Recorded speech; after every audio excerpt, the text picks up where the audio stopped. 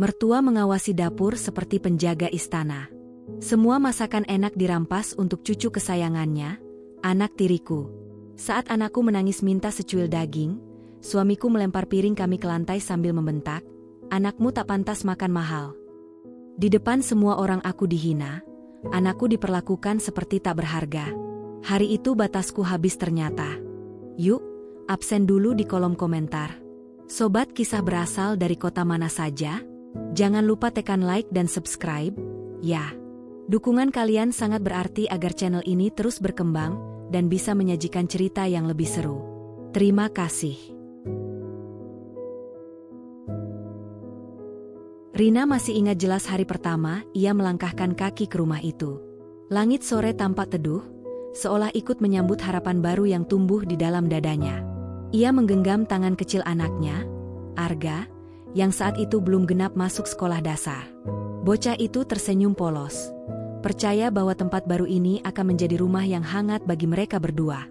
Di sampingnya, Bayu berdiri dengan wajah yang sulit ditebak. Tidak tersenyum lebar, tetapi juga tidak terlihat dingin.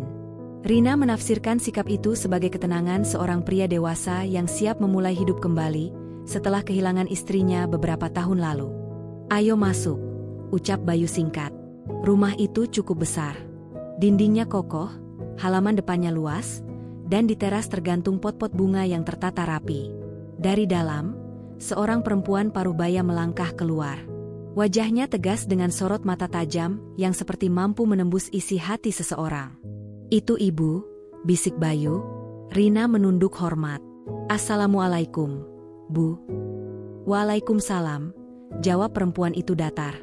Tatapannya berpindah ke Arga. "Itu anakmu?" Rina mengangguk. "Iya, Bu." Tidak ada senyum. Tidak ada sapaan lembut. Hanya anggukan kecil sebelum ia berbalik masuk kembali ke dalam rumah. Di ruang tamu, seorang gadis seusia Arga duduk bermain boneka. Rambutnya dikuncir rapi, bajunya bersih dan wangi. Ia adalah Naya, anak Bayu dari pernikahan sebelumnya.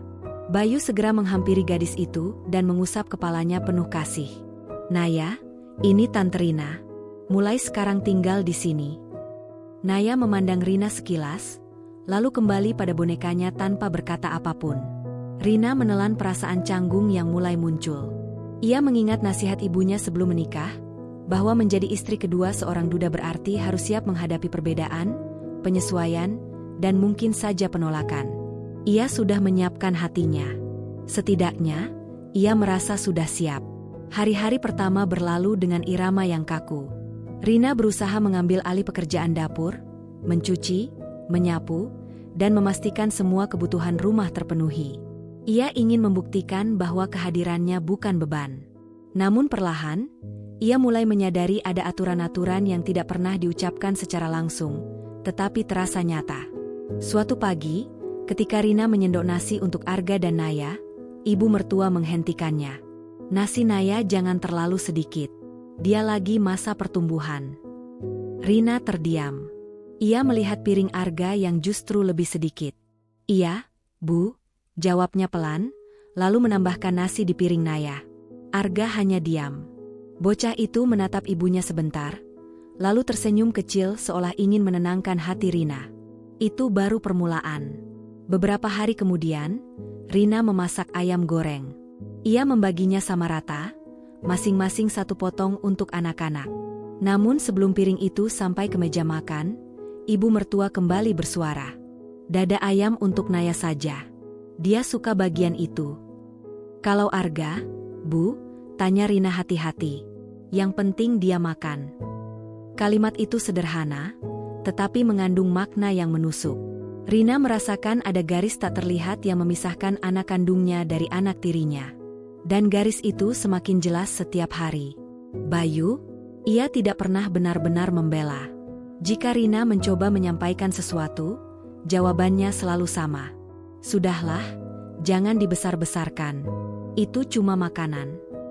Cuma makanan. Padahal bagi Rina, itu bukan sekadar lauk di atas piring. Itu soal rasa keadilan. Soal bagaimana seorang anak diperlakukan setara atau tidak. Suatu sore, Rina memasak sayur lodeh dan ikan goreng. Saat ia hendak memanggil anak-anak makan, ibu mertua masuk ke dapur dan membuka tutup wajan. Besok Naya minta rendang. Kamu bisa masak? Rina tersenyum kecil. Bisa, Bu. Yang enak. Jangan pelit daging. Rina mengangguk. Dalam hatinya, ia menghitung uang belanja yang tersisa. Harga daging tidak murah, sementara kebutuhan lain juga banyak. Tetapi ia tidak ingin memperlihatkan keberatan. Malam itu, setelah anak-anak tidur, Rina duduk di tepi ranjang. Bayu, panggilnya pelan. Apa lagi? Bayu masih sibuk dengan ponselnya. Besok ibu minta aku masak rendang. Uang belanja mungkin kurang. Bayu mendesah. Kamu ini selalu saja ribut soal uang. Atur saja sendiri. Jangan sedikit-sedikit mengeluh. Aku tidak mengeluh. Aku hanya... Sudah. Jangan bikin suasana tidak enak. Rina terdiam. Ia menahan kalimat yang ingin keluar. Ia merasa seperti berbicara pada dinding. Keesokan harinya, ia pergi ke pasar lebih pagi. Ia memilih daging terbaik yang masih bisa ia jangkau dengan uang yang ada. Sepanjang perjalanan pulang, ia membayangkan aroma rempah yang akan memenuhi dapur. Ia memasak dengan sepenuh hati. Santan kental, cabai halus, bawang merah, bawang putih, lengkuas, daun jeruk, semuanya ia racik dengan takaran yang pas. Ia ingin hasilnya sempurna. Ketika rendang itu matang, warnanya coklat gelap mengilap. Harumnya menyebar hingga ruang tengah. Naya bertepuk tangan kecil. Wangi sekali. Ibu mertua tersenyum puas. Nah, begitu. Rina menyajikan rendang di mangkuk besar. Ia mengambil beberapa potong untuk piring Naya. Saat ia hendak mengambil untuk Arga, ibu mertua menahannya. Arga cukup kuahnya saja. Dagingnya sedikit saja. Jangan sampai Naya kekurangan. Tangan Rina membeku. Bu, masih banyak. Sudah, turuti saja. Arga duduk diam di kursinya. Matanya menatap mangkuk rendang itu dengan sorot rindu. Ia jarang makan daging. Rina merasakan sesuatu retak di dalam dadanya. Namun di depan meja makan itu, ia tidak bisa melawan. Ia menyendok kuah kental dengan sedikit serat daging yang hampir hancur, lalu menaruhnya di atas nasi Arga. Terima kasih, Ma, ucap Arga lembut. Kalimat itu seperti tamparan sekaligus pelukan. Anak itu tidak pernah protes. Tidak pernah menangis. Justru sikapnya yang sabar membuat Rina semakin merasa bersalah. Bayu makan dengan lahap. Enak juga. Hanya itu komentarnya. Tidak ada yang memperhatikan piring Arga yang hampir tidak berisi potongan daging utuh. Tidak ada yang melihat mata Rina yang mulai berkaca-kaca. Malamnya, saat mencuci piring sendirian, air mata itu akhirnya jatuh. Bukan karena lelah. Bukan karena masakan. Tetapi karena ia merasa gagal melindungi anaknya dari ketidakadilan. Ia bersandar di dinding dapur, menutup wajahnya dengan kedua tangan. Aku harus kuat, bisiknya pada diri sendiri. Namun untuk pertama kalinya sejak menikah, Rina mulai bertanya dalam hati. Apakah keputusan ini benar? Di kamar, Bayu masih sibuk dengan ponselnya. Cahaya layar memantul di wajahnya yang dingin. Rina berdiri di ambang pintu, memandangi pria yang dulu ia kira akan menjadi tempat bersandar. Perasaan asing perlahan tumbuh. Bukan benci, bukan marah sepenuhnya, tetapi jarak. Dan jarak itu mulai melebar setiap kali piring anaknya hanya berisi kuah sisa. Pagi itu udara terasa lebih dingin dari biasanya. Rina sudah bangun sejak azan subuh berkumandang, menjerang air dan menanak nasi sebelum siapapun membuka mata. Ia bergerak pelan agar tidak menimbulkan suara. Rumah itu sunyi, tetapi sunyi yang tidak pernah benar-benar menenangkan. Ia sedang mengiris bawang ketika ibu mertua masuk ke dapur tanpa salam. Langkahnya tegas, tatapannya langsung menuju meja tempat Rina menyiapkan bahan masakan. Kamu masak apa pagi ini? Sayur bening sama telur dadar, Bu. Ibu mertua membuka tutup wajan, mengamati isi di dalamnya seperti seorang pengawas yang mencari kesalahan. Telurnya berapa? 4 butir, Bu. Kurang. Naya itu makannya banyak. Tambah lagi. Rina terdiam sejenak. Stok telur tinggal sedikit, sementara uang belanja belum ditambah. Ia menarik napas perlahan. "Iya, Bu." Tanpa membantah, ia mengambil 2 butir lagi dari rak. Hatinya mulai terbiasa dengan pola yang sama. Setiap bahan makanan seolah punya prioritas yang tidak seimbang. Saat sarapan tiba, Naya duduk di samping Bayu. Ibu mertua menempatkan dirinya tepat berhadapan dengan cucu kandungnya itu. Arga duduk di ujung meja, dekat Rina. "Telurnya untuk Naya 2 potong," ujar ibu mertua sambil memindahkan lauk dari piring saji. Arga hanya mendapat 1 potong tipis. Rina melihatnya jelas, tetapi tak ada ruang untuk memprotes. Bayu makan tanpa mengangkat kepala. "Naya harus sehat. Jangan sampai kalah sama anak orang," lanjut ibu mertua. Kalimat itu terdengar biasa, tetapi Rina tahu maksudnya. Anak orang. Bukan darah daging keluarga ini. Arga mengunyah perlahan. Wajahnya tetap cerah, seolah tidak ada yang janggal. Justru ketenangan itulah yang membuat dada Rina semakin sesak. Setelah sarapan, Rina mengantar anak-anak ke depan rumah untuk menunggu jemputan sekolah. Naya berdiri lebih dekat ke Bayu yang ikut keluar. Arga berdiri di samping ibunya. "Nanti pulang jangan lupa les, ya?" kata Bayu pada Naya lembut. Arga menoleh. "Aku boleh ikut les juga, Ayah?" Bayu mengernyit tipis. "Les itu bayarannya mahal. Fokus sekolah saja dulu." Jawaban itu sederhana, tetapi nadanya tegas. Tidak ada tawaran, tidak ada pertimbangan. Mobil jemputan datang. Kedua anak itu masuk. Rina melambaikan tangan sampai kendaraan itu menghilang di tikungan. Saat kembali ke dalam rumah, ibu mertua sudah menunggunya. "Rina." "Iya, Bu." "Kamu jangan terlalu memanjakan anakmu." Rina terdiam. Dia harus tahu diri. Di rumah ini, yang utama itu Naya. "Dia cucu saya." Kata-kata itu diucapkan tanpa emosi, seolah sedang menyampaikan aturan tertulis yang tak boleh diganggu-gugat. Rina menunduk. "Saya tidak memanjakan, Bu." "Bagus kalau begitu. Jangan sampai saya lihat kamu pilih kasih." "Pilih kasih?" Ironis sekali, Rina menahan getir di ujung lidahnya. Ia ingin bertanya, siapa sebenarnya yang pilih kasih? Tetapi ia tahu, pertanyaan itu hanya akan memperkeruh keadaan. Hari itu Rina mencuci pakaian di halaman belakang. Tumpukan seragam sekolah, pakaian kerja Bayu, dan baju rumah ibu mertua memenuhi keranjang besar. Tangannya terus bergerak, tetapi pikirannya melayang pada ucapan pagi tadi. Ia merasa seperti tamu yang tidak pernah benar-benar diterima. Sebagai istri, ia menjalankan kewajiban. Sebagai ibu, ia berusaha melindungi. Namun di rumah ini, posisinya selalu setengah.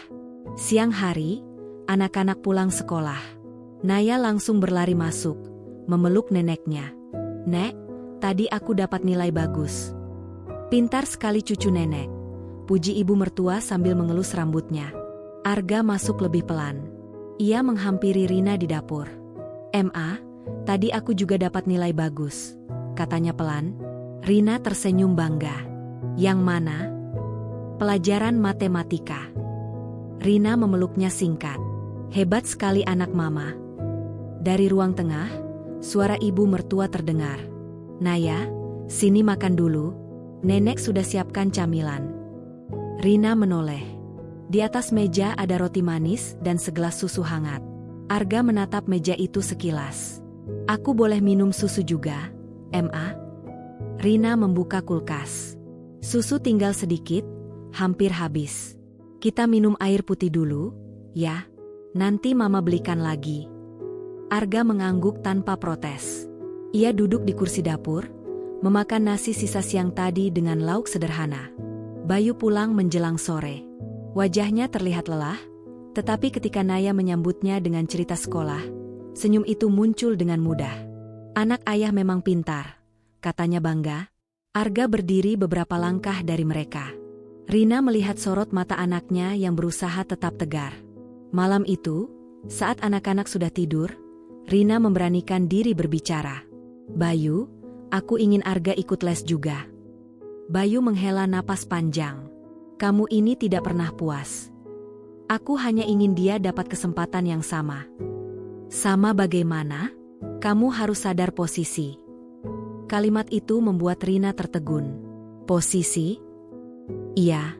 Naya itu tanggung jawab utama saya. Arga itu kamu yang bawa ke sini. Rina merasa lantai seperti bergeser dari bawah kakinya. Dia anakku, tapi sekarang aku istrimu. Jangan campur aduk. Saya sudah cukup memberi tempat tinggal. Ucapan itu lebih tajam dari pisau dapur yang setiap hari ia pegang. Rina menahan air mata yang ingin jatuh. Jadi menurutmu, Arga hanya numpang? Bayu tidak langsung menjawab. Ia berdiri, mengambil ponsel, lalu berkata singkat, "Sudah, saya capek. Jangan buat suasana tidak nyaman." Ia meninggalkan kamar. Rina duduk sendirian di tepi ranjang. Hatinya bergetar, bukan hanya karena sedih, tetapi karena mulai muncul kesadaran yang selama ini ia tekan. Ia dan anaknya tidak pernah benar-benar dianggap keluarga inti. Keesokan harinya, kejadian kecil kembali terjadi. Rina memasak sup ayam. Ia sengaja memasukkan potongan daging lebih banyak agar semua kebagian adil. Saat menyajikan, ibu mertua kembali bersuara. "Potongan paha itu untuk Naya. Semua sudah saya bagi rata, Bu." "Rata menurutmu belum tentu rata menurut saya." Tanpa meminta izin, ibu mertua mengambil potongan terbaik dan memindahkannya ke piring Naya. Arga kembali mendapat bagian yang lebih kecil. Rina menggenggam sendoknya lebih kuat. Untuk pertama kalinya, ada dorongan kuat dalam dirinya untuk berkata tidak. Namun suara kecil dalam hatinya berbisik, "Bersabarlah." Ia memandang Arga. Bocah itu tersenyum tipis, lalu berkata pelan, "Tidak apa-apa, Ma. Aku kenyang kok."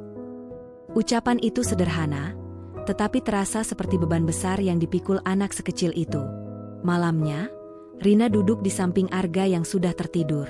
Ia mengusap rambut anaknya perlahan. "Maafkan Mama," bisiknya lirih. Di ruang tamu, Bayu tertawa kecil sambil menatap layar ponsel. Sesekali ia mengetik cepat, wajahnya terlihat lebih hidup daripada saat berbicara dengan Rina. Ibu mertua memandang Rina sekilas ketika ia keluar kamar.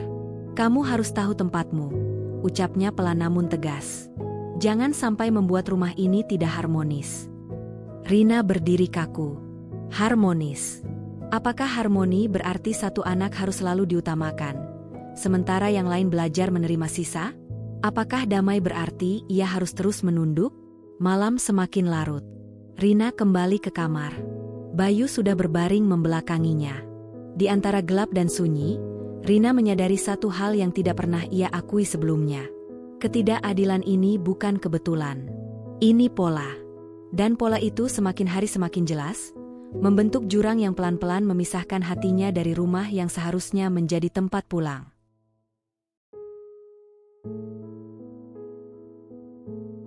Pagi itu aroma santan kembali memenuhi dapur.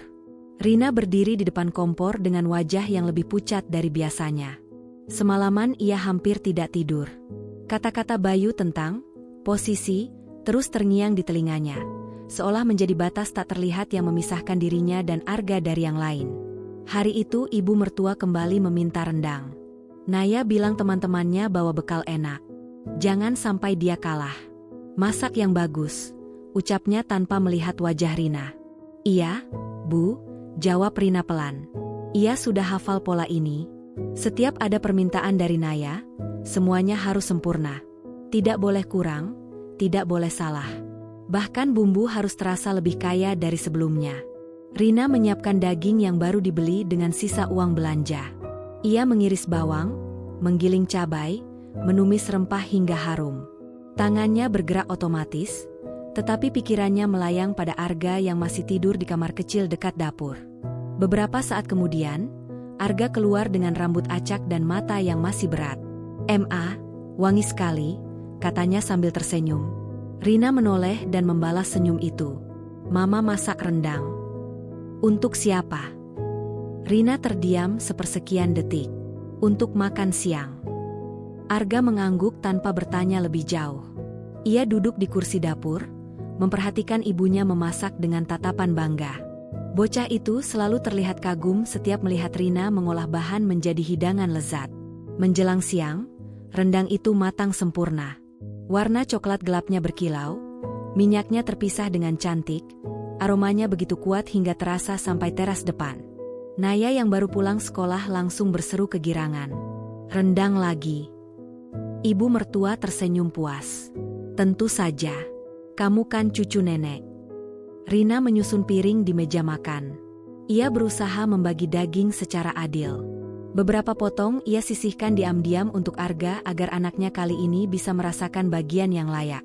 Namun saat semua duduk, ibu mertua memperhatikan isi piring dengan mata awas.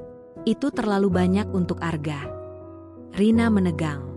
Masih cukup untuk semua, Bu? Tidak. Naya suka rendang. Tambahkan ke piringnya. Bayu yang sedang menuang air minum ikut menoleh. Turuti saja ibu. Rina memandang suaminya, berharap ada sedikit pembelaan. Namun wajah Bayu datar, bahkan terkesan tidak ingin memperpanjang. Dengan tangan gemetar, Rina mengambil satu potong dari piring Arga dan memindahkannya ke piring Naya. Arga melihat gerakan itu dengan jelas. Tangannya berhenti di udara sebelum akhirnya ia tersenyum kecil. Tidak apa-apa, Emma. Aku suka kuahnya. Kalimat itu menghantam dada Rina lebih keras dari apapun. Makan siang berlangsung dalam suasana yang ganjil. Naya makan dengan lahap, memuji rasa rendang yang empuk. Bayu mengangguk setuju, sesekali menambahkan sambal ke piring anaknya. Ibu mertua tampak puas melihat cucunya menikmati hidangan. Sementara itu, Arga mengaduk nasi dengan kuah kental yang hanya menyisakan serpihan daging kecil. Ia tetap makan tanpa keluhan. Setelah selesai, Naya berkata manja, "Nek, besok bikin lagi ya." "Kalau Rina rajin, tentu saja," jawab ibu mertua. Rina mengumpulkan piring dengan perasaan yang sulit dijelaskan. Ada marah, ada sedih, ada kecewa yang bercampur menjadi satu. Namun yang paling kuat adalah rasa bersalah. Sore hari, Arga duduk di teras sambil mengerjakan tugas sekolah. Rina menghampirinya. "Enak tidak rendangnya tadi?" tanyanya hati-hati. Arga tersenyum. "Enak, Ma. Walau cuma kuah." Rina menunduk. "Kamu ingin dagingnya?" Arga menggeleng cepat. "Tidak apa-apa. Naya memang suka." Jawaban itu terlalu dewasa untuk anak seusianya. Rina memeluknya erat. Arga terkejut sebentar, lalu membalas pelukan itu. Di dalam rumah, suara ibu mertua terdengar berbicara dengan Bayu. "Kamu harus tegas pada Rina. Jangan sampai dia merasa anaknya lebih penting." Rina terdiam di teras. Ia tidak sengaja mendengar, tetapi setiap kata terasa jelas. "Aku sudah bilang supaya dia tahu posisi," jawab Bayu pelan. "Kamu jangan lemah. Naya itu darah dagingmu." Darah dagingmu. Rina merasakan sesuatu mengeras di dalam hatinya. Apakah selama ini Arga hanya bayangan yang ditoleransi? Malamnya, Rina mencoba kembali berbicara dengan Bayu di kamar. "Bayu, boleh aku tanya sesuatu?" "Apalagi?" jawabnya tanpa menoleh dari layar ponsel. "Menurutmu, Arga itu siapa di rumah ini?" Bayu mendesah panjang. "Kenapa pertanyaanmu aneh sekali? Jawab saja." "Dia anakmu. Saya sudah menerima. Apa kurangnya? Diterima atau ditoleransi?" Bayu menatap Rina untuk pertama kalinya malam itu. "Kamu mulai lagi. Aku hanya ingin keadilan." Keadilan tidak selalu berarti sama rata. Bagi anak kecil, sama rata itu penting. Bayu berdiri, wajahnya mulai menunjukkan kekesalan. "Jangan ajari saya soal mendidik anak." Rina tidak mundur kali ini. "Aku hanya ingin Arga tidak merasa kecil di rumah ini. Kalau dia merasa kecil, itu karena kamu terlalu membesarkan hal sepele." Perdebatan itu berakhir tanpa solusi. Bayu keluar kamar, meninggalkan Rina sendirian dengan pikirannya. Ia duduk di tepi ranjang, menatap pintu yang tertutup. Dalam diam, ia mulai menyadari bahwa masalah ini bukan sekadar soal makanan. Ini tentang pengakuan. Tentang nilai seorang anak di mata ayah tirinya. Keesokan paginya, kejadian yang lebih menyakitkan terjadi. Rina menyiapkan bekal untuk sekolah. Ia membagi rendang sisa menjadi 2 kotak kecil. Ia sengaja menyisakan potongan terbaik untuk Arga agar anak itu bisa makan layak di sekolah. Namun sebelum kotak itu tertutup, ibu mertua muncul. "Bekal Naya mana?" "Ini, Bu." Ibu mertua membuka kotak Arga. "Kenapa potongan ini lebih besar?" Rina terdiam. "Pindahkan ke kotak Naya." "Bu, ini untuk Arga." "Jangan membantah." Bayu yang baru keluar kamar ikut melihat. Tanpa banyak bicara, ia mengambil potongan itu dan memindahkannya sendiri. Rina mematung. Tangannya terasa lemas. Arga berdiri di ambang pintu, menyaksikan semuanya. Tidak ada tangisan. Tidak ada protes. Hanya tatapan yang perlahan kehilangan cahaya. Saat mobil jemputan datang, Arga masuk tanpa banyak bicara. Rina berdiri memandangi kendaraan itu hingga hilang dari pandangan. Untuk pertama kalinya, air matanya jatuh di depan ibu mertua. "Bu, sampai kapan?" Suaranya bergetar. Ibu mertua menatapnya dingin. "Kalau tidak sanggup, pintu rumah ini terbuka." Kalimat itu menggantung di udara. Rina menatap lantai, menahan gemuruh di dadanya. Ia tidak menjawab. Namun di dalam hatinya, sesuatu mulai berubah. Ia tidak lagi sekadar bertahan. Ia mulai mempertanyakan. Dan pertanyaan itu perlahan tumbuh menjadi keberanian kecil yang belum berbentuk, tetapi mulai terasa nyata. Hari-hari setelah kejadian bekal itu terasa lebih sunyi dari biasanya. Bukan karena rumah menjadi tenang, tetapi karena Rina memilih mengurangi kata-kata. Ia tetap bangun paling pagi, tetap memasak, tetap mencuci, tetap memastikan semua berjalan sebagaimana mestinya. Namun ada sesuatu dalam dirinya yang mulai mengeras. Ia tidak lagi berharap dipuji, tidak lagi menunggu pembelaan. Ia hanya mengamati. Pagi itu, ketika ia sedang menyetrika seragam sekolah, suara ibu mertua terdengar dari ruang tengah. "Naya, nanti sore kamu ikut ayah ke mall, ya? Beli sepatu baru." Rina berhenti sejenak. Ia teringat sepatu Arga yang sudah mulai mengelupas di bagian depan. Beberapa kali Arga menutupinya dengan menundukkan kaki agar tidak terlihat teman-temannya. Arga keluar kamar sambil membawa tasnya. "Ma, tali sepatuku lepas lagi." Rina berlutut, memperbaiki tali itu dengan hati-hati. Ia menyembunyikan bagian yang rusak agar tidak terlalu terlihat. "Nanti mama perbaiki lebih rapi." Arga tersenyum. "Tidak apa-apa, Ma. Masih bisa dipakai." Kalimat itu kembali terasa terlalu dewasa. Saat sarapan, Bayu berkata tanpa melihat Rina, "Sore ini saya bawa Naya beli sepatu. Kamu tidak perlu ikut." "Iya," jawab Rina singkat. "Sepatuku juga sudah sempit." "Ma," Arga berkata pelan, seolah takut suaranya mengganggu. Bayu menghela napas. "Nanti saja.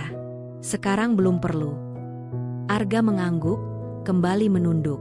Rina menggenggam sendoknya lebih erat. Ia menahan dorongan untuk membalas. Ia tahu setiap kalimat bantahan hanya akan berakhir dengan tuduhan bahwa ia membuat suasana tidak nyaman. Setelah anak-anak berangkat, Rina membereskan rumah seperti biasa. Saat ia sedang menyapu ruang tamu, ponsel Bayu yang tertinggal di meja bergetar. Awalnya ia tidak berniat menyentuhnya. Namun layar itu menyala terus-menerus. Sebuah nama muncul berkali-kali. "Sarah." Rina berhenti menyapu. Jantungnya berdetak sedikit lebih cepat. Ia belum pernah mendengar nama itu disebut di rumah ini. Getaran berhenti, lalu muncul lagi pesan masuk. Rina menatap pintu kamar Bayu yang tertutup. Suaminya sedang mandi. Tangannya bergerak sebelum pikirannya sempat melarang. Ia mengambil ponsel itu dan membaca sekilas notifikasi yang terlihat di layar terkunci. "Aku kangen." Hanya 2 kata. Rina merasa udara di sekitarnya menipis. Ia mengembalikan ponsel itu ke tempat semula tepat saat suara langkah Bayu terdengar mendekat. Bayu keluar kamar, rambutnya masih basah. Ia melihat ponselnya dan segera mengambilnya. Tatapannya berubah sekilas ketika membaca layar, lalu ia berjalan menjauh sambil mengetik cepat. Rina berpura-pura melanjutkan menyapu.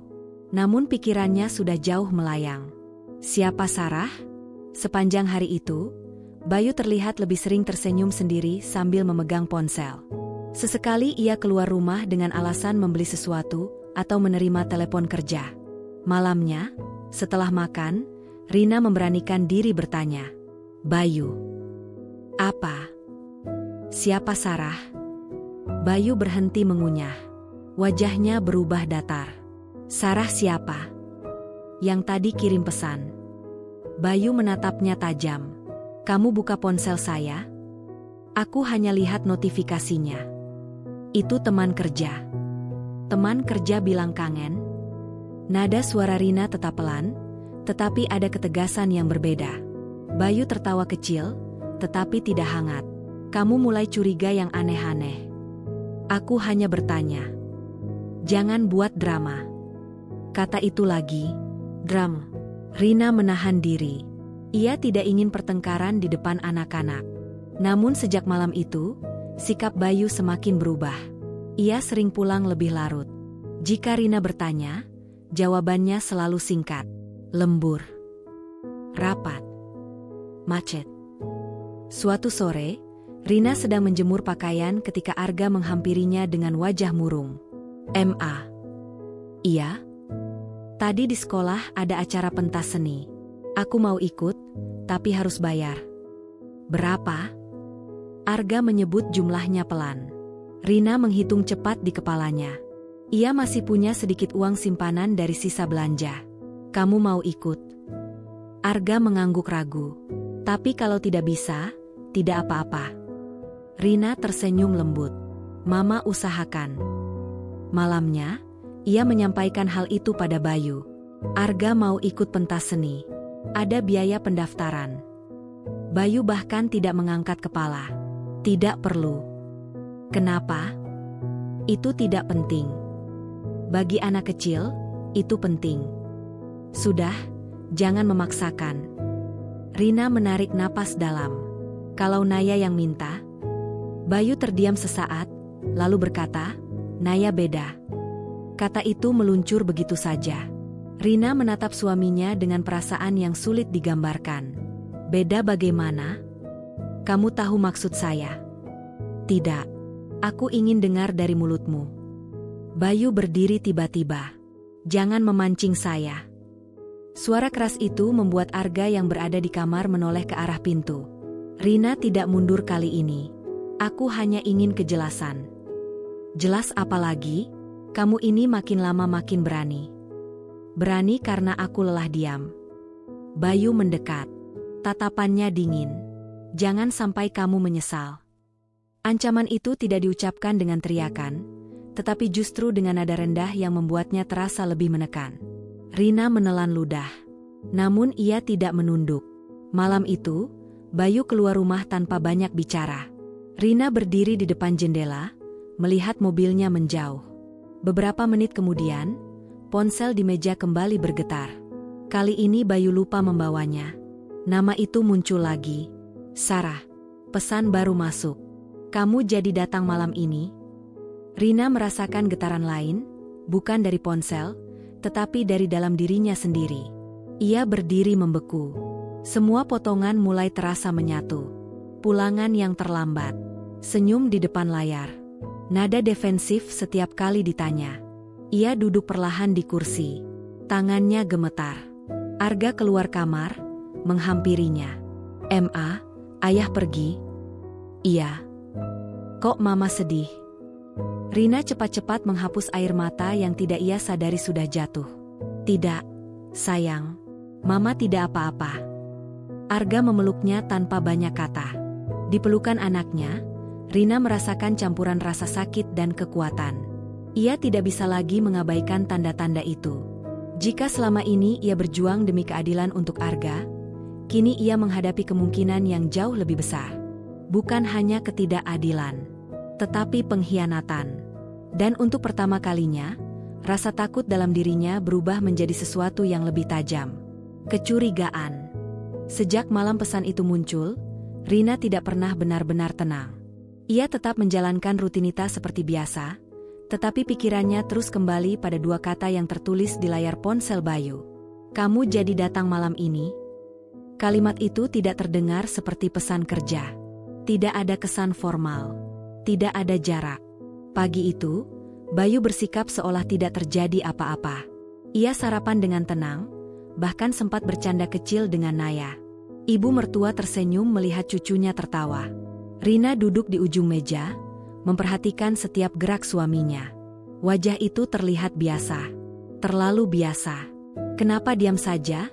tanya Bayu tiba-tiba. "Tidak apa-apa. Jangan mulai lagi." Rina tidak menjawab. Ia menyadari satu hal. Jika ia terus menuduh tanpa bukti, ia akan kembali dianggap berlebihan. Ia harus memastikan lebih dulu.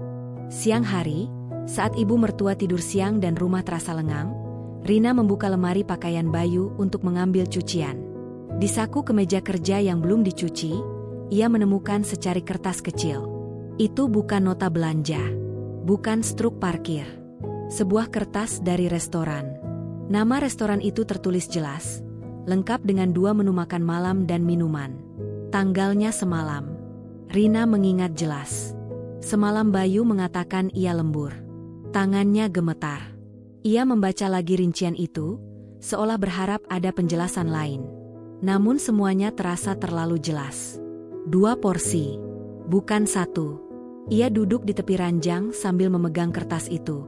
Jantungnya berdetak cepat.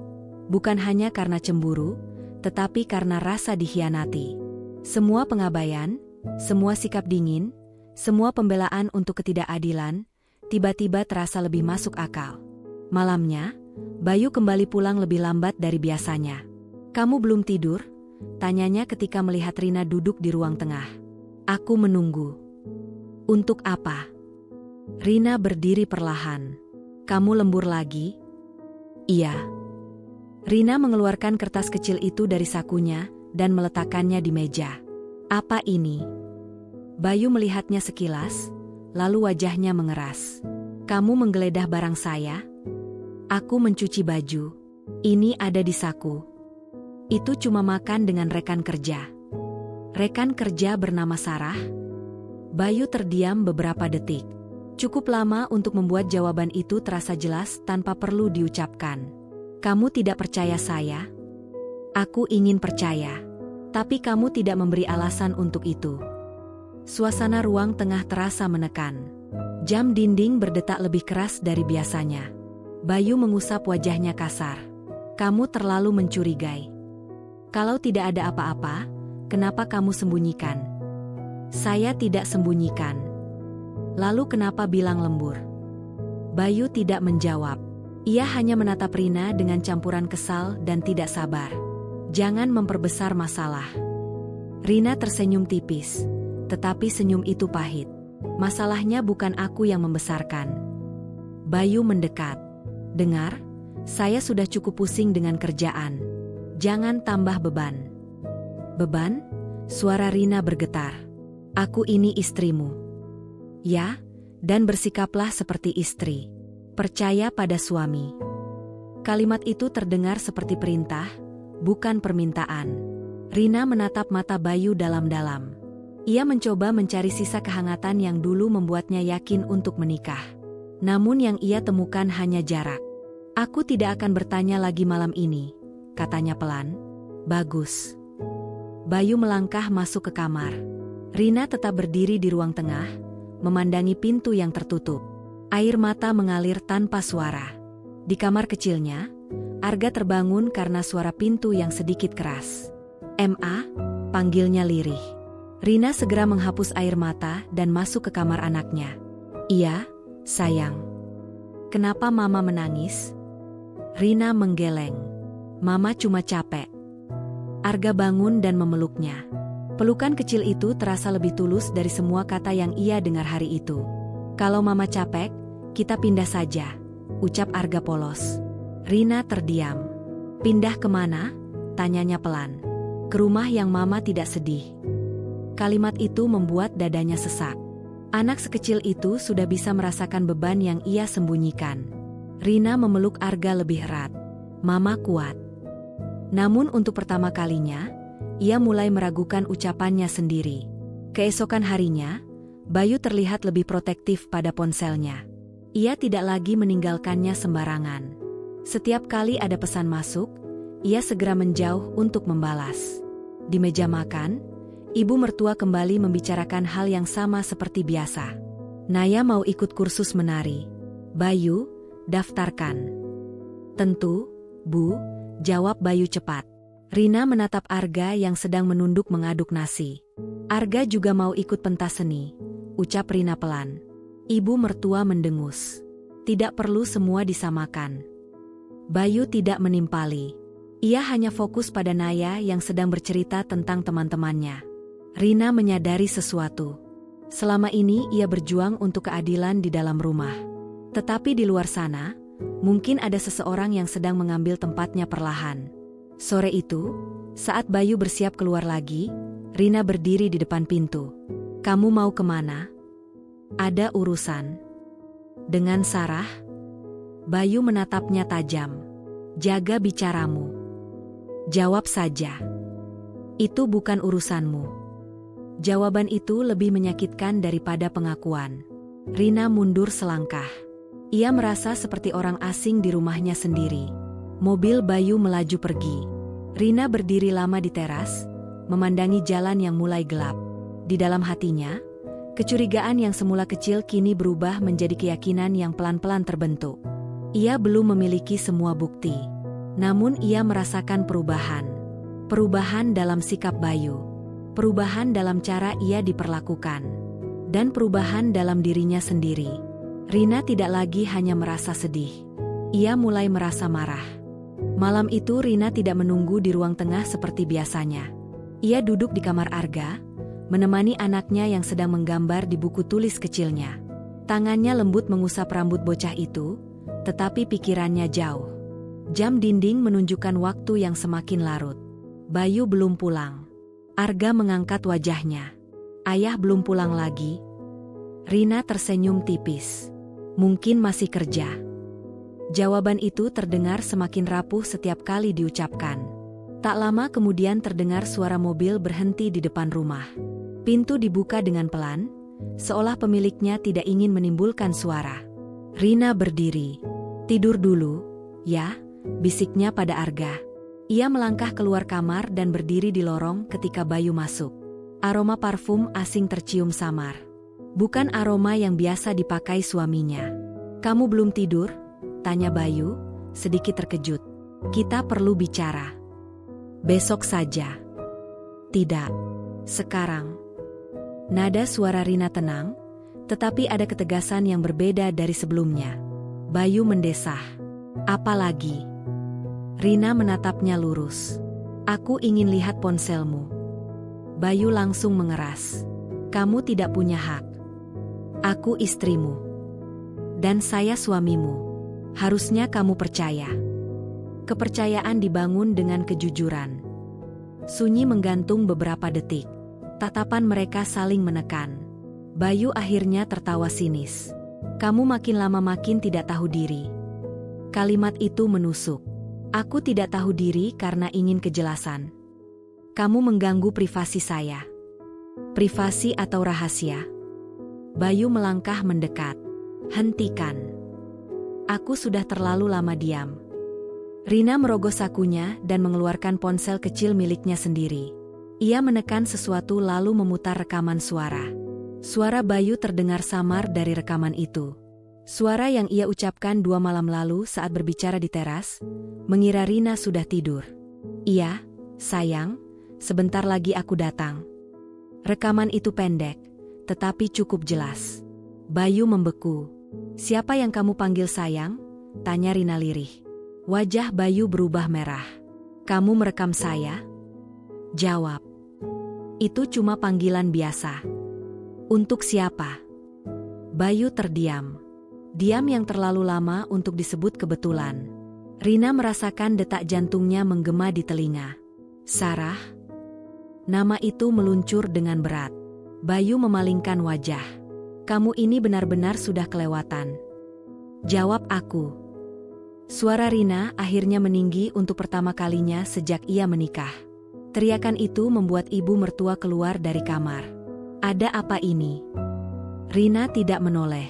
Tatapannya tetap pada Bayu. Anakmu menuduh saya yang tidak-tidak, kata Bayu cepat. Tidak-tidak. Rina tertawa pahit. Rekaman ini tidak-tidak. Ia memutar ulang suara itu. Ibu mertua terlihat bingung, lalu menatap Bayu. "Itu suara kamu?" Bayu menghela napas kasar. "Ini cuma salah paham." "Salah paham tidak membuatmu pulang larut hampir setiap malam," balas Rina. "Kamu terlalu sensitif. Aku istrimu. Aku berhak tahu dengan siapa kamu menghabiskan waktu." Suasana rumah yang biasanya tegang kini berubah menjadi ledakan terbuka. Arga keluar kamar dengan wajah takut. Naya juga berdiri di belakang neneknya. "Masuk ke kamar," bentak Bayu. Anak-anak terkejut dan segera mundur. Rina merasa darahnya berdesir. "Jangan bentak anak-anak. Kamu yang memulai semua ini." "Aku memulai? Atau kamu yang lebih dulu mengkhianati?" Kata itu akhirnya terucap. "Mengkhianati." Ibu mertua menatap Rina tajam. "Jangan sembarang bicara." "Saya tidak sembarang bicara, Bu. Saya hanya ingin kebenaran." Bayu berjalan mondar-mandir, jelas kehilangan kendali. "Baik, kamu mau kebenaran?" Rina menahan napas. "Iya, saya dekat dengan Sarah." "Puas?" Kalimat itu menghantam ruangan seperti petir. Sunyi mendadak terasa pekat. Rina tidak bergerak. Bahkan air mata pun belum jatuh. Seolah tubuhnya belum mampu mencerna kenyataan yang baru saja diucapkan. "Dekat bagaimana?" Suaranya nyaris berbisik. "Itu urusan saya. Sebagai apa aku di sini?" "Jangan lebay." Lelaki itu bahkan tidak menunjukkan penyesalan. Ibu mertua akhirnya bersuara. "Bayu." Namun Bayu mengangkat tangan, menghentikannya. "Saya lelah dengan suasana di rumah ini. Selalu ribut soal makanan, soal anak. Sarah tidak pernah mempermasalahkan hal kecil." Kata-kata itu lebih menyakitkan daripada pengakuannya. "Jadi aku ini masalah?" tanya Rina. "Kamu terlalu banyak menuntut." Rina tertawa pelan, tetapi tawa itu kosong. "Menuntut keadilan untuk anakku disebut menuntut berlebihan? Kamu membawa bebanmu ke rumah ini." "Beban?" Rina menunjuk dirinya sendiri. "Aku yang memasak, mencuci, membersihkan, merawat semua, itu beban." Bayu terdiam sesaat, tetapi tidak menjawab. Air mata akhirnya jatuh di pipi Rina. Namun suaranya tetap stabil. "Sejak kapan hubungan ini berjalan?" Bayu tidak menjawab. "Jawab." "Beberapa bulan." "Beberapa bulan." Selama itu ia berjuang sendirian mempertahankan keadilan kecil di meja makan, sementara suaminya mencari kenyamanan di luar. Rina merasa kakinya lemas. Ia bersandar pada dinding. Ibu mertua terlihat gelisah. "Bayu, kamu jangan macam-macam." Namun Bayu terlihat keras kepala. "Saya berhak bahagia. Dengan menghancurkan saya, kamu yang membuat rumah ini tidak nyaman." Kalimat itu menjadi titik balik dalam diri Rina. Ia tidak lagi hanya sedih. Ia terluka. Sangat dalam. Namun di balik luka itu, muncul sesuatu yang belum pernah ia rasakan sebelumnya. Keputusan. Ia menghapus air mata dengan punggung tangan. "Kalau begitu, kamu pilih saja." "Pilih apa? Dia atau keluargamu?" Bayu menatapnya tanpa ragu. "Jangan memaksa saya." Itu artinya jelas. Sunyi kembali turun, tetapi kali ini berbeda. Rina berjalan menuju kamar Arga. Ia memeluk anaknya yang masih gemetar karena suara keras tadi. "Ma," bisik Arga. Rina mengusap punggungnya. "Tidak apa-apa." Namun di dalam hatinya, badai baru saja dimulai. Pengakuan itu bukan akhir. Itu awal dari sesuatu yang jauh lebih besar. Dan untuk pertama kalinya, Rina tidak merasa ingin bertahan. Ia mulai mempertimbangkan untuk pergi. Pagi setelah pengakuan itu terasa berbeda. Tidak ada suara piring beradu. Tidak ada teguran soal lauk atau nasi. Rumah itu sunyi dengan cara yang menekan dada. Rina bangun lebih awal dari biasanya. Ia duduk di tepi ranjang Arga yang masih terlelap. Wajah anak itu terlihat lelah meski sedang tidur.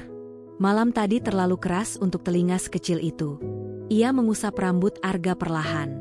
Dalam hati, keputusan yang semalam masih samar kini mulai membentuk garis yang lebih jelas. Di luar kamar, suara ibu mertua terdengar berbicara pelan dengan Bayu. Kamu keterlaluan kalau benar begitu. Suara perempuan tua itu terdengar tegang. Sudah, Bu, jangan ikut campur. Dia tetap istrimu. Bayu tidak menjawab. Rina berdiri dan keluar kamar. Tatapannya bertemu dengan Bayu di lorong. Tidak ada sapaan. Tidak ada permintaan maaf. Pagi, ucap Rina datar. Bayu hanya mengangguk singkat lalu berjalan melewatinya. Sarapan pagi berlangsung kaku. Naya terlihat bingung melihat suasana yang tidak seperti biasa. Arga duduk dekat Rina, lebih diam dari biasanya. Ibu mertua mencoba berbicara ringan, tetapi tidak ada yang benar-benar menanggapi. Setelah anak-anak berangkat sekolah, Rina berdiri di ruang tengah, menatap Bayu yang sedang mengenakan sepatu kerja. Kita belum selesai bicara. Saya sudah bilang semuanya. Belum? Kamu belum menjawab pilihanku. Bayu berhenti sejenak. Kamu membuat semuanya dramatis. Tidak. Aku hanya ingin tahu apakah aku masih berarti. Bayu tersenyum tipis, tetapi tidak hangat. Kamu yang selalu merasa kurang. Jawab saja. Bayu menatapnya lurus. Saya tidak akan meninggalkan Sarah. Kalimat itu keluar tanpa getar. Rina merasa seperti disiram air dingin. Ia sudah menduga, tetapi mendengarnya langsung tetap menyakitkan. Jadi kamu memilihnya. Saya tidak bilang begitu. Kamu tidak perlu bilang. Sikapmu sudah cukup. Bayu meraih gagang pintu. Saya berangkat. Kalau aku pergi. Bayu terdiam sesaat, lalu berkata pelan, itu pilihanmu. Bukan larangan. Bukan permohonan untuk tetap tinggal. Hanya kalimat netral yang terasa seperti penolakan. Pintu tertutup. Suara mobil menjauh. Rina berdiri sendirian di ruang tengah yang terasa asing. Ibu mertua keluar dari dapur. Kamu jangan gegabah. Rina menoleh. Gegabah? Rumah tangga pasti ada ujian. Ujian tidak selalu berupa pengkhianatan. Ibu mertua menghela napas panjang. Laki-laki itu wajar kalau tergoda. Kalimat itu membuat Rina menatap tajam. Wajar? Kamu sebagai istri harus introspeksi. Introspeksi karena suami selingkuh. Kamu terlalu keras kepala. Terlalu banyak menuntut. Rina tertawa kecil, tetapi tawanya getir. Menuntut keadilan untuk anakku dianggap keras kepala. Meminta kesetiaan dianggap berlebihan. Ibu mertua menggeleng. Kamu ini terlalu emosional. Karena saya masih punya hati. Sunyi kembali turun. Ibu mertua akhirnya berkata pelan, kalau kamu pergi, Arga tidak akan dapat apa-apa dari rumah ini. Ancaman halus itu menggantung di udara. Rina menarik napas dalam. Aku tidak pernah tinggal di sini untuk harta. Tapi kamu butuh tempat tinggal. Aku lebih butuh harga diri. Siang itu, Rina pergi ke sekolah lebih awal untuk menjemput Arga. Ia ingin bicara tanpa ada telinga lain yang mendengar. Saat Arga keluar gerbang sekolah dan melihat ibunya berdiri menunggu, wajahnya langsung cerah. Ma. Rina berlutut dan memeluknya. Kalau mama ajak pindah, kamu mau? Arga menatapnya, bingung. Pindah kemana? Ke tempat baru, yang lebih tenang. Arga berpikir sejenak. Kalau mama ikut, aku ikut. Jawaban sederhana itu membuat Rina hampir menangis. Malamnya, Bayu pulang lebih awal. Wajahnya terlihat kesal, seolah sudah menebak arah pembicaraan. Kamu ajak Arga kemana tadi? Tanyanya. Sekolahnya. Menghasut anak? Rina tertegun. Menghasut? Kamu bicara soal pindah. Dia anakku. Dia juga tinggal di rumah saya. Rumahmu? Rina menatap tajam. Selama ini aku juga tinggal di sini sebagai istrimu. Bayu mendekat. Kalau kamu tidak puas, silakan pergi. Kata-kata itu akhirnya diucapkan terang-terangan. Arga yang berdiri di ambang pintu mendengar semuanya. Ma, suaranya bergetar.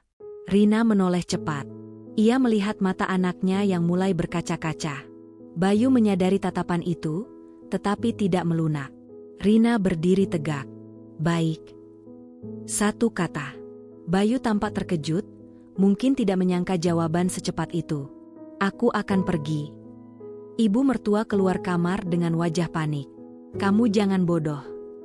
Bodoh karena mempertahankan harga diri. Kamu tidak pikirkan masa depan anakmu. Justru aku pikirkan. Bayu tertawa pendek. Pergi dengan apa? Kamu tidak punya apa-apa. Kalimat itu menyakitkan, tetapi juga membakar sesuatu dalam diri Rina.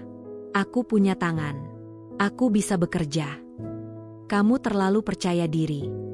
Lebih baik percaya diri daripada hidup tanpa dihargai. Pertengkaran itu tidak lagi berupa tangisan atau bisikan. Itu ledakan yang akhirnya keluar setelah terlalu lama tertahan. Naya berdiri di belakang neneknya, memandang dengan mata takut. Arga sudah memeluk kaki Rina. Bayu berkata dingin, kalau kamu keluar dari rumah ini, jangan kembali. Rina menatapnya lurus. Kalau aku keluar, itu bukan karena aku kalah, tapi karena aku tidak mau lagi diinjak. Sunyi kembali turun, tetapi kali ini seperti tanda sebelum badai yang lebih besar. Di kamar, Rina mulai membuka lemari kecilnya. Ia melipat pakaian Arga satu persatu. Setiap lipatan terasa seperti keputusan yang semakin nyata. Tangannya gemetar, tetapi tidak ragu. Di luar kamar, suara ibu mertua terdengar berdebat dengan Bayu. Namun Rina tidak lagi peduli. Arga duduk di ranjang sambil memeluk tas sekolahnya. "Ma, kita benar-benar pergi." Rina mengangguk pelan. "Iya." Sekarang? Rina memandang jendela yang mulai gelap. Tidak malam ini. Tapi dalam hatinya, ia tahu. Ini bukan ancaman kosong. Ini awal dari perpisahan yang tak terhindarkan. Dan konflik yang selama ini tersembunyi, kini sudah terbuka sepenuhnya. Tidak ada lagi yang bisa disembunyikan. Tidak ada lagi yang bisa ditunda. Malam itu Rina tidak tidur sama sekali.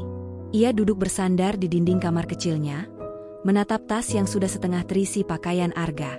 Lampu dimatikan, hanya cahaya temaram dari luar jendela yang masuk melalui celah tirai. Di sebelahnya, Arga tertidur dengan napas tidak teratur. Bocah itu kelelahan oleh ketegangan yang belum pernah ia alami sebelumnya. Setiap kali Rina memejamkan mata, suara Bayu kembali terngiang. "Kalau kamu keluar dari rumah ini, jangan kembali." Kalimat itu tidak lagi terdengar seperti ancaman. Ia sudah berubah menjadi garis pemisah yang jelas. Menjelang subuh, Rina berdiri dan membuka lemari sekali lagi. Ia tidak mengambil banyak. Hanya pakaian seperlunya, dokumen penting, dan sedikit uang yang ia simpan diam-diam dari sisa belanja selama ini. Ia tidak ingin pergi dengan kemarahan. Ia ingin pergi dengan kepala tegak. Saat matahari mulai naik, suara aktivitas di dapur terdengar. Ibu mertua sudah bangun. Bayu belum keluar kamar. Rina menggenggam tangan Arga pelan. "Bangun, sayang." Arga membuka mata, lalu langsung duduk ketika melihat tas di lantai. "Kita jadi pergi?" Rina mengangguk. "Sekarang?" "Iya." Arga tidak menangis. Ia hanya berdiri dan memeluk ibunya erat. Rina menahan getaran di dadanya. "Kamu siap? Asal mama ada." Jawaban itu cukup. Rina membuka pintu kamar. Tas ia angkat di bahu, tangan Arga ia genggam kuat. Langkahnya terdengar jelas di lorong. Ibu mertua berdiri di ruang tengah, terdiam melihat mereka. "Kamu benar-benar mau pergi?" "Iya, Bu." "Kamu pikir di luar sana lebih mudah?" "Tidak. Tapi setidaknya aku tidak akan merasa kecil setiap hari." Ibu mertua menghela napas panjang. "Kamu ini terlalu keras kepala." "Mungkin. Tapi saya tidak bisa lagi tinggal di rumah yang tidak menghargai saya." Bayu keluar kamar tepat saat Rina berdiri di dekat pintu. Ia memandang tas itu, lalu menatap Rina tanpa ekspresi. "Kamu serius?" Rina tidak menjawab dengan kata-kata. Ia hanya menatap balik, tatapan yang tenang namun tidak goyah. Bayu mendengus pelan. "Silakan." Tidak ada upaya menahan. Tidak ada permintaan untuk bertahan. Hanya izin dingin yang terasa seperti pengusiran. Arga menggenggam tangan ibunya lebih erat. Rina membuka pintu. Namun sebelum melangkah keluar, ia berhenti. "Aku tidak pergi karena aku kalah. katanya pelan namun jelas. Aku pergi karena aku tidak mau anakku tumbuh merasa tidak berharga. Bayu tidak menjawab. Rina melangkah keluar. Pintu tertutup di belakangnya. Udara pagi terasa lebih sejuk dari biasanya.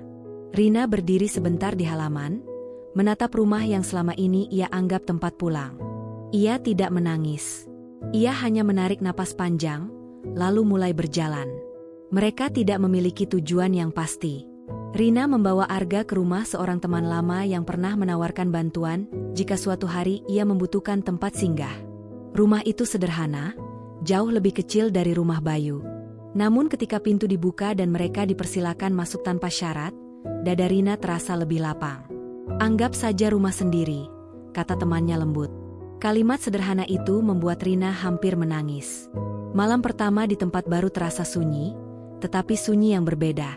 Tidak ada ketegangan. Tidak ada tatapan merendahkan. Arga duduk di kasur tipis sambil memandangi ruangan. "Ma." "Iya?" "Di sini tidak ada yang marah-marah." Rina tersenyum. "Iya." "Kita bisa makan rendang sama-sama nanti?" Pertanyaan itu sederhana, tetapi mengandung luka yang belum sembuh.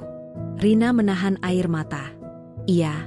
Kalau Mama punya uang cukup, kita makan sama-sama."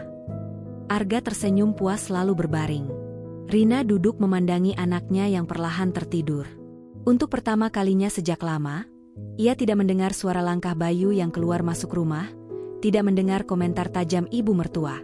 Hanya suara napas kecil anaknya. Namun di balik ketenangan itu, badai lain mulai bergerak. Ponselnya bergetar. Nama Bayu muncul di layar. Rina menatapnya lama sebelum akhirnya mengangkat. "Apa?" Suaranya tenang. "Kamu pikir bisa hidup sendiri? Aku akan mencoba." "Kamu mempermalukan saya." Rina tertawa kecil. "Yang mempermalukan itu bukan aku." Sunyi sejenak. "Kamu akan menyesal," lanjut Bayu dingin. "Mungkin. Tapi lebih baik menyesal karena mencoba daripada menyesal karena bertahan dalam pengkhianatan." Bayu terdiam. "Aku tidak melarangmu bahagia," Rina melanjutkan. "Tapi jangan minta aku tinggal untuk menyaksikannya." Ia menutup telepon sebelum Bayu sempat menjawab. Tangannya sedikit gemetar, tetapi bukan karena takut. Lebih karena campuran sedih dan lega. Di rumah lama, mungkin Bayu sedang duduk bersama ibunya, membicarakan kepergian Rina sebagai tindakan nekat. Namun di tempat kecil ini, Rina merasakan sesuatu yang belum pernah ia rasakan sejak menikah. Kebebasan. Tidak mewah. Tidak nyaman sepenuhnya. Tapi jujur. Ia berbaring di samping Arga, memeluk anak itu erat. Untuk pertama kalinya, ia tidak merasa sendirian. Puncak konflik itu telah terjadi. Rumah itu bukan lagi miliknya. Dan ia tidak lagi ingin kembali. Langkah yang ia ambil mungkin berat. Namun ia tahu satu hal pasti. Ia memilih pergi bukan karena ia lemah. Tetapi karena ia akhirnya cukup kuat untuk berkata, "Cukup." Langit sore itu berwarna kelabu ketika aku melangkah keluar dari ruang sidang dengan dada yang masih bergetar. Tanganku dingin, padahal udara begitu pengap. Orang-orang berlalu lalang tanpa peduli bahwa hidupku baru saja diputarbalikan oleh palu hakim yang diketukkan 3 kali. Aku memenangkan gugatan itu. 125 miliar rupiah. Angka yang dulu hanya bisa kubayangkan dalam mimpi, kini tertulis sah di atas kertas putusan. Hak yang selama ini dirampas, hasil kerja kerasku bertahun-tahun yang dicuri dengan licik oleh orang-orang yang dulu kusebut rekan. Namun anehnya, kemenangan itu tidak membuatku melonjak gembira. Yang terbayang justru wajah istriku saat mengusirku dengan hinaan paling kejam yang pernah kudengar dari manusia. "Mati saja kau miskin." Kalimat itu kembali terngiang, menampar batinku lebih keras dari suara palu hakim tadi. Aku berdiri lama di tangga pengadilan, memandangi jalanan yang sibuk. Dulu, di jalanan seperti ini aku pulang larut malam dari gudang. Bajuku bau keringat dan debu, tanganku kasar karena mengangkat karung demi karung. Semua kulakukan agar dapur tetap mengepul, agar istriku bisa tidur tanpa memikirkan uang belanja. Tapi ternyata, bagi sebagian orang, kerja keras tak pernah cukup bila tak dibarengi tampilan. Ponselku bergetar. Nama yang muncul di layar membuat sudut bibirku menegang.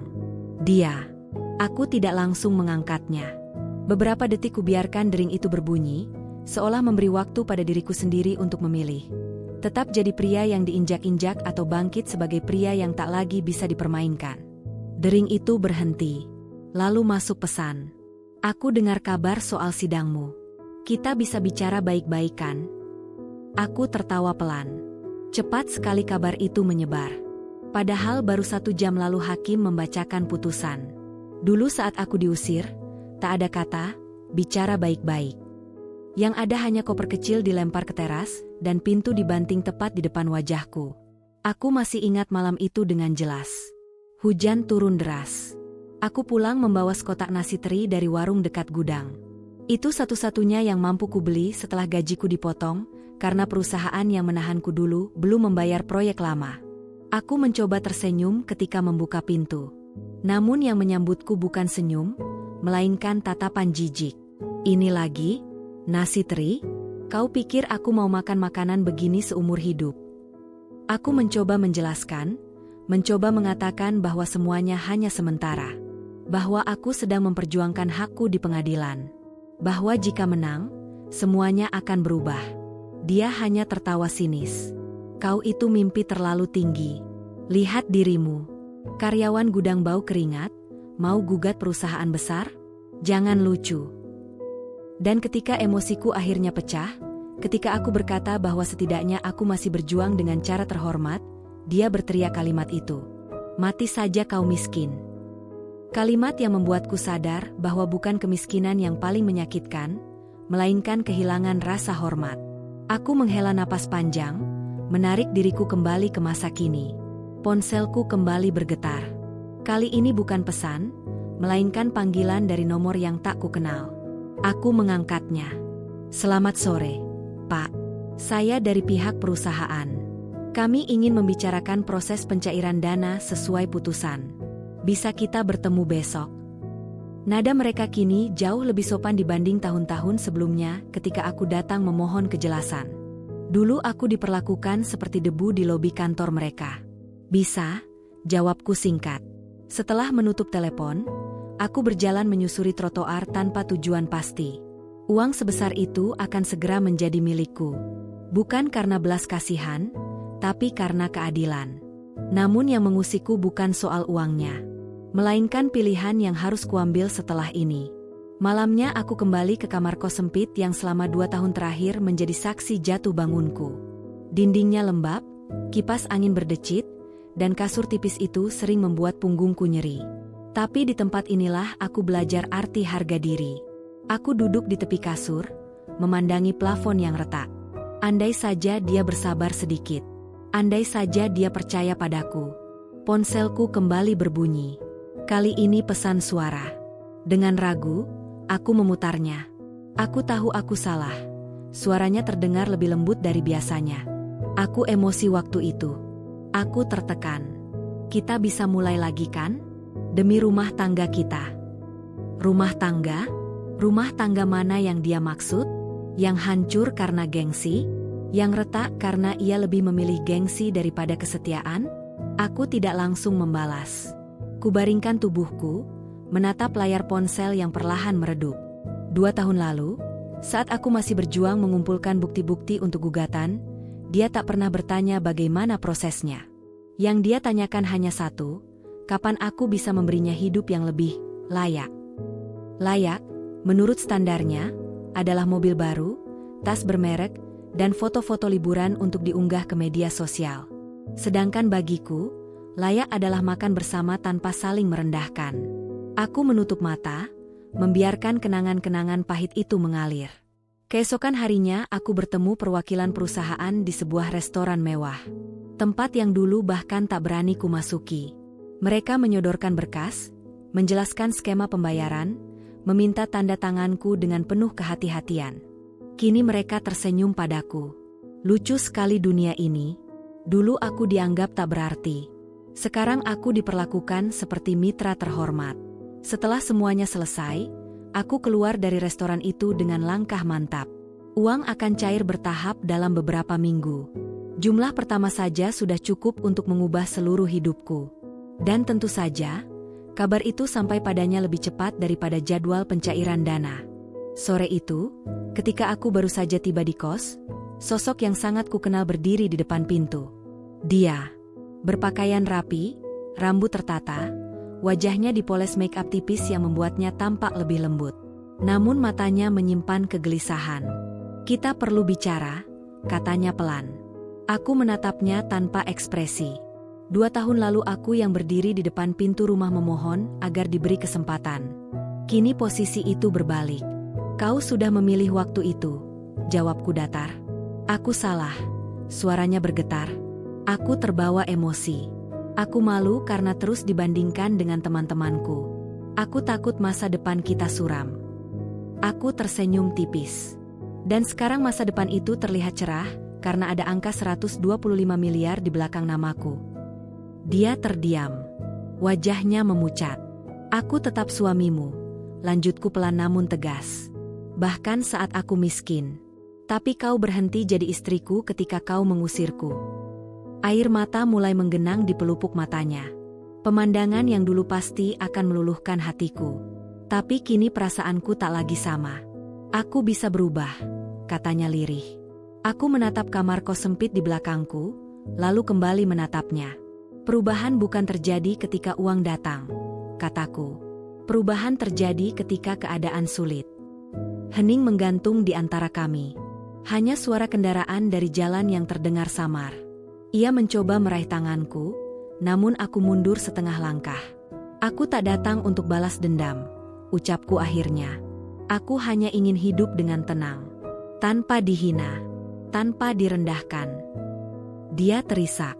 Namun untuk pertama kalinya, aku tidak merasa bersalah melihatnya menangis. Karena 2 tahun lalu, saat aku menangis diam-diam di kamar kos ini, tak ada yang datang menenangkanku. Langit kembali kelabu ketika ia akhirnya melangkah pergi. Kali ini bukan aku yang diusir. Namun untuk pertama kalinya, aku tidak merasa bersalah melihatnya menangis. Karena 2 tahun lalu, saat aku menangis diam-diam di kamar kos ini, tak ada yang datang menenangkanku. Langit kembali kelabu ketika ia akhirnya melangkah pergi. Kali ini bukan aku yang diusir. Aku berdiri memandangi punggungnya yang semakin menjauh.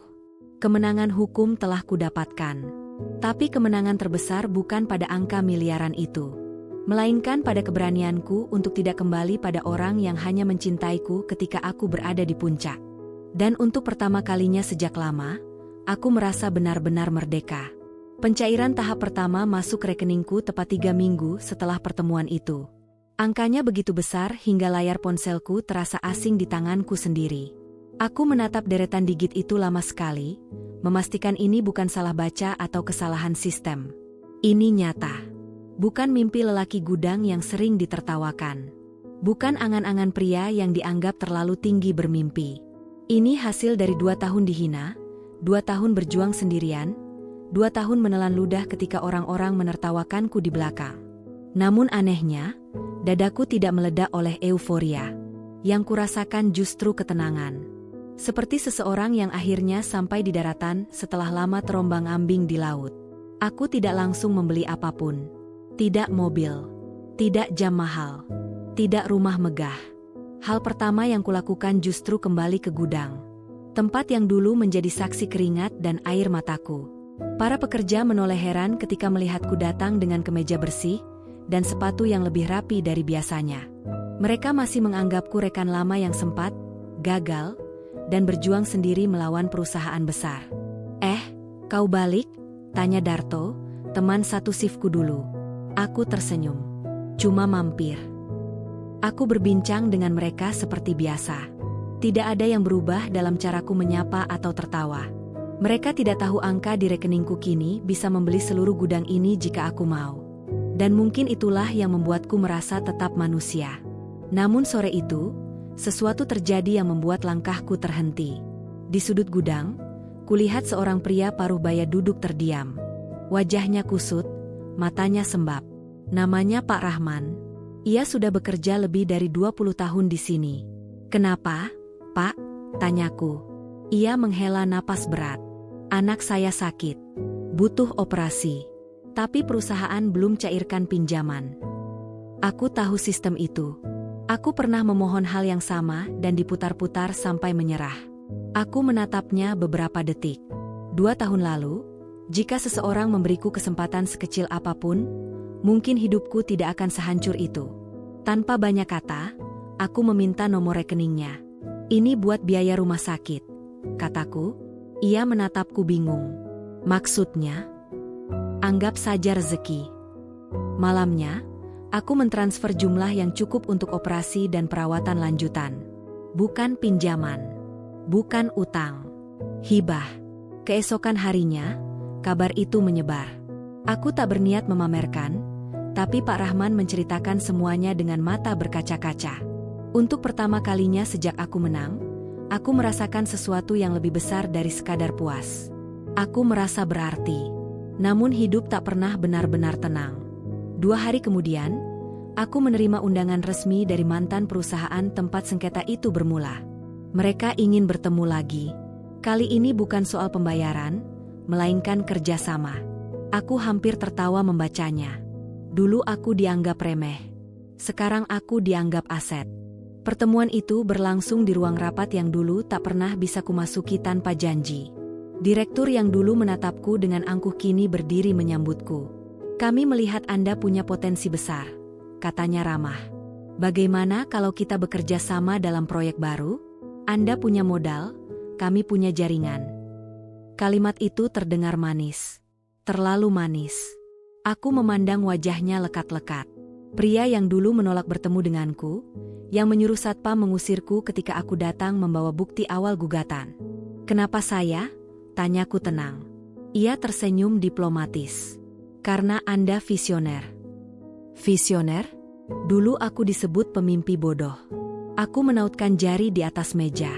Saya akan pikirkan. Dalam perjalanan pulang, pikiranku dipenuhi pertimbangan. Kerja sama itu bisa membuat hartaku berlipat ganda. Tapi juga bisa menyeretku kembali ke lingkaran orang-orang yang dulu menginjakku. Malamnya, tanpa kuduga, ia datang lagi. Mantan istriku. Kali ini tanpa riasan berlebihan. Wajahnya pucat, matanya bengkak. Aku dengar kau bantu orang-orang di gudang, katanya pelan. Aku tak menjawab. Aku salah menilaimu.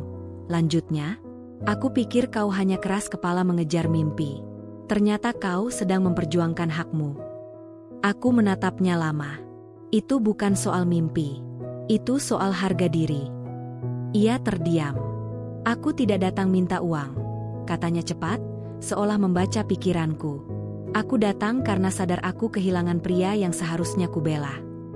Kata-katanya terdengar tulus. Tapi luka tak sembuh hanya karena penyesalan datang terlambat. Kau tidak kehilangan aku, jawabku pelan. Kau melepaskanku. Air matanya jatuh lagi. Aku tak lagi marah. Tak lagi benci. Tapi juga tak lagi mencintai dengan cara yang sama. Aku tak tahu apakah kita bisa kembali seperti dulu, kataku jujur. Ia mengangguk pelan. Aku akan menunggu. Setelah ia pergi, aku duduk sendirian memikirkan semua yang berubah begitu cepat. Uang memang membuka banyak pintu. Tapi juga menguji siapa yang benar-benar bertahan ketika pintu itu tertutup. Beberapa hari kemudian, aku membuat keputusan. Aku menolak tawaran kerjasama dari perusahaan lama. Bukan karena dendam, tapi karena aku tak ingin masa depanku dibangun di atas fondasi yang dulu hampir menghancurkanku. Sebagai gantinya, aku mulai merancang usaha sendiri. Gudang logistik kecil, dengan sistem yang lebih adil bagi pekerja. Tanpa potongan semena-mena. Tanpa janji palsu. Aku menghubungi beberapa rekan lama yang kupikir punya integritas. Tawaran mereka sederhana, bekerja bersama, bukan di bawah. Responnya di luar dugaan. Banyak yang bersedia. Mungkin karena mereka melihat aku bukan sekadar orang yang menang gugatan besar, tapi seseorang yang tidak lupa dari mana ia berasal. Malam sebelum peresmian usaha pertamaku, aku berdiri di depan bangunan yang masih berbau cat baru. Lampu-lampu menyala terang. Di dinding terpampang nama perusahaan yang kupilih sendiri. Bukan nama yang mewah, tapi bermakna. Aku teringat kembali kalimat hinaan itu. Mati saja kau miskin. Ironisnya, kalimat itulah yang menjadi bahan bakar terbesarku. Bukan untuk membalas, Bukan untuk menyombongkan diri, tapi untuk membuktikan pada diriku sendiri bahwa harga diri tak bisa diukur dengan saldo rekening. Ponselku bergetar. Pesan dari mantan istriku. Aku bangga padamu. Aku membaca pesan itu tanpa senyum, tanpa amarah. Hanya tenang. Perjalanan ini belum selesai. Uang 125 miliar bukan akhir cerita, melainkan awal dari tanggung jawab yang jauh lebih besar. Dan untuk pertama kalinya, aku tidak lagi berjuang untuk membuktikan sesuatu pada orang lain. Aku berjuang untuk menjadi pria yang dulu hampir hilang. Pria yang tetap berdiri meski dihina, tetap melangkah meski diusir, dan tetap memberi meski pernah tak dianggap. Angin malam berembus pelan ketika aku mematikan layar ponsel. Besok adalah awal baru. Dan kali ini, aku melangkah bukan sebagai lelaki miskin yang diremehkan, melainkan sebagai pria yang telah menaklukkan dirinya sendiri. Peresmian gudang baruku berlangsung sederhana, jauh dari kemewahan yang mampu kubayar. Tidak ada karpet merah. Tidak ada pejabat berpidato panjang. Hanya doa singkat, nasi tumpeng, dan wajah-wajah pekerja yang dulu pernah berdiri bersamaku di bawah terik matahari. Namun justru disitulah kebahagiaannya terasa utuh. Aku berdiri di depan mereka, mengenakan kemeja putih polos. Tidak ada jas mahal, tidak ada arloji berkilau. Aku ingin mereka melihatku tetap sebagai orang yang sama. Tempat ini bukan milikku sendiri, kataku pelan namun tegas. Tempat ini milik kita. Di sini tidak ada potongan sepihak. Tidak ada lembur yang tidak dibayar. Kalau kita untung, kita nikmati bersama. Beberapa dari mereka saling pandang, mungkin tak percaya sepenuhnya. Dunia sudah terlalu sering memberi janji palsu. Tapi aku tahu, kepercayaan tidak dibangun lewat pidato, melainkan lewat waktu. Hari-hari pertama berjalan berat. Membangun sistem dari nol bukan perkara mudah. Aku harus belajar kembali banyak hal, manajemen, distribusi, negosiasi kontrak. Uang memang memberiku modal, tapi keputusan tetap membutuhkan kepala dingin. Beberapa klien awal datang karena rasa penasaran. Sebagian karena reputasi gugatan besar yang kumenangkan. Sisanya karena rekomendasi dari pekerja lama yang percaya padaku. Aku bekerja lebih keras dari sebelumnya. Bedanya, kini aku bekerja bukan demi bertahan hidup, melainkan demi menjaga mimpi agar tidak berubah menjadi keserakahan. Suatu sore, ketika aku sedang memeriksa laporan keuangan, seorang staf mengetuk pintu ruanganku. "Pak, ada tamu." Aku mengangkat kepala. Yang masuk membuatku terdiam. Ayah mertuaku. Pria yang dulu menatapku dengan dingin saat aku datang melamar putrinya. Pria yang pernah berkata, laki-laki harus punya masa depan jelas sebelum berani menikah. Kini ia berdiri dengan wajah yang tak lagi seangkuh dulu. "Kau sibuk?" tanyanya pelan. "Silakan duduk, Pak." Ia duduk perlahan. Tangannya saling bertaut, seolah mencari keberanian. "Aku datang bukan untuk membahas masa lalu," katanya akhirnya. "Aku hanya ingin tahu, apa kau benar-benar sudah memaafkan anakku?" Pertanyaan itu membuat dadaku terasa sesak. "Apa Bapak datang sebagai ayah atau sebagai wakilnya?" tanyaku hati-hati. Ia menghela napas panjang. "Sebagai ayah." Aku melihat dia berubah. Dia menyesal. Aku terdiam beberapa detik. Aku tidak lagi dipenuhi amarah. Tapi memaafkan bukan berarti melupakan begitu saja. "Saya tidak membenci dia," jawabku jujur. "Saya juga tidak menyimpan dendam. Tapi ada hal-hal yang tidak bisa kembali seperti semula." Ayah mertuaku menunduk pelan. "Dulu aku juga meragukanmu. Aku pikir kau tak akan mampu memberi hidup layak." Aku tersenyum tipis. "Waktu itu mungkin memang belum, Pak." Ia menatapku lama, lalu berkata lirih, "Ternyata aku yang salah menilai." Keheningan menyelimuti ruangan. Tidak ada lagi nada merendahkan. Tidak ada lagi tatapan meremehkan. Hanya dua pria yang sama-sama belajar tentang harga diri. Sebelum pergi, ia berdiri dan berkata pelan, "Apapun keputusanmu tentang anakku, aku menghormatinya. Tapi ketahuilah, aku bangga kau tidak berubah menjadi sombong." Setelah pintu tertutup, aku duduk lama memikirkan semuanya. Hidup benar-benar aneh. Orang yang dulu meragukan, kini datang dengan kepala tertunduk. Orang yang dulu meninggalkanku, kini berharap diterima kembali. Namun yang paling penting adalah bagaimana aku memandang diriku sendiri. Malam itu, mantan istriku mengirim pesan. "Ayah sudah menemuimu ya?" Aku tak heran dia tahu. "Iya," balasku singkat. Beberapa menit kemudian, pesan panjang masuk. "Aku tidak berharap kau langsung menerimaku kembali. Aku hanya ingin kau tahu, aku sedang belajar memperbaiki diri. Bukan karena uangmu, tapi karena aku sadar aku kehilangan seseorang yang tulus." Aku membaca pesan itu berulang kali. Dulu, mungkin aku akan langsung luluh. Tapi kini aku belajar bahwa cinta tanpa rasa hormat hanya akan menjadi luka yang berulang. Aku membalas perlahan. Kita lihat waktu yang membuktikan. Tidak ada janji, tidak ada penolakan. Hanya ruang untuk waktu bekerja. Hari-hari berikutnya, usahaku mulai menunjukkan perkembangan signifikan. Kontrak baru berdatangan. Arus kas stabil. Beberapa pekerja bahkan mengajukan ide-ide inovatif yang membuat operasional lebih efisien. Aku merasa bangga, bukan karena keuntungan yang meningkat, tapi karena suasana kerja yang berbeda. Tidak ada ketakutan saat atasan lewat. Tidak ada bisik-bisik penuh kecemasan soal gaji dipotong. Suatu pagi, aku berdiri di lantai gudang, memperhatikan aktivitas yang tertib dan terorganisir. Darto menghampiriku sambil tersenyum. "Pak, tempat ini beda rasanya. Kerja capek, tapi hati tenang." Kalimat itu sederhana, tapi menghantam dadaku lebih keras dari pujian apapun. Mungkin inilah arti sebenarnya dari kemenangan. Bukan sekadar menaklukkan lawan di pengadilan. Bukan sekadar memiliki saldo besar di rekening. Tapi mampu menciptakan tempat di mana orang lain tidak perlu merasakan penghinaan yang dulu kurasakan. Sore itu, ketika matahari mulai tenggelam, aku berdiri di depan gudang sambil memandangi langit yang perlahan berubah jingga. Perjalananku belum selesai. Tantangan pasti akan datang lagi. Dunia bisnis tidak pernah benar-benar lembut. Namun kini aku tidak lagi takut jatuh. Karena aku sudah pernah berada di titik terendah. Diusir, dihina, dianggap gagal. Dan dari titik itulah aku belajar berdiri lebih kokoh. Ponselku kembali bergetar. Satu pesan singkat darinya. "Aku akan membuktikan bahwa aku bisa berdiri di sampingmu, bukan di belakang uangmu." Aku tersenyum tipis. Waktu akan menjawab semuanya. Dan untuk pertama kalinya dalam hidupku, aku merasa tidak lagi dikejar oleh rasa ingin membuktikan diri.